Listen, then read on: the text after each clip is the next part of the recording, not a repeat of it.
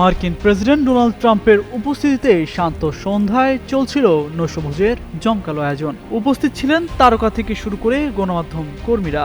এমন সময় গুলির শব্দে ছড়িয়ে পড়ে আতঙ্ক।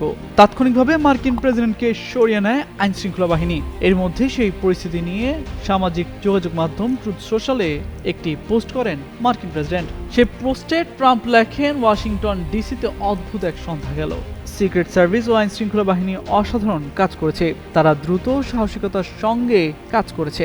বন্দুকধারীকে আটক করা হয়েছে। গুলির শব্দ শোনার পরও বাংলাদেশের প্রথম 5D AI ইনভার্টার যুক্ত সর্বোচ্চ বিদ্যুৎ সাশ্রয়ী যমুনা এয়ার কন্ডিশনার অনুষ্ঠান চালিয়ে নেওয়ার পরামর্শ দেওয়া হয়েছিল তার পক্ষ থেকে, কিন্তু আইনশৃঙ্খলা বাহিনীর সিদ্ধান্তই চূড়ান্ত হয়। যা হোক, এই সন্ধ্যাটা যেভাবে পরিকল্পনা করা হয়েছিল সেভাবে হয়নি। এটি আবার আয়োজন করতে হবে। এর আগে শনিবার স্থানীয় সময় সন্ধ্যায় ওয়াশিংটন ডিসির ওয়াশিংটন হিলটন হোটেলে হোয়াইট হাউসের আয়োজন করা সাংবাদিকদের সঙ্গে নৈশভোজের অনুষ্ঠানে গিয়েছিলেন যুক্তরাষ্ট্রের প্রেসিডেন্ট ডোনাল্ড ট্রাম্প। তবে সে অনুষ্ঠান চলাকালে গুলির শব্দ শোনা গেছে। সঙ্গে সঙ্গেই ট্রাম্পকে দ্রুত সরিয়ে নেওয়া হয়। টিভি ফুটেজে দেখা যায় ট্রাম্প হোটেলের ব্যাংকুয়েট হলে ডিনার টেবিলে বসেছিলেন। তখন হঠাৎ একটি বিকট শব্দ শোনা যায়। এরপরই তার নিরাপত্তা বাহিনী তাকে ঘিরে ধরে। ট্রাম্প ও ফার্স্ট লেডি মেলানিয়া ট্রাম্প দুজনকেই মঞ্চ থেকে সরিয়ে নেওয়া হয়। একটি সূত্র জানিয়েছে দুজনেই সুস্থ আছেন।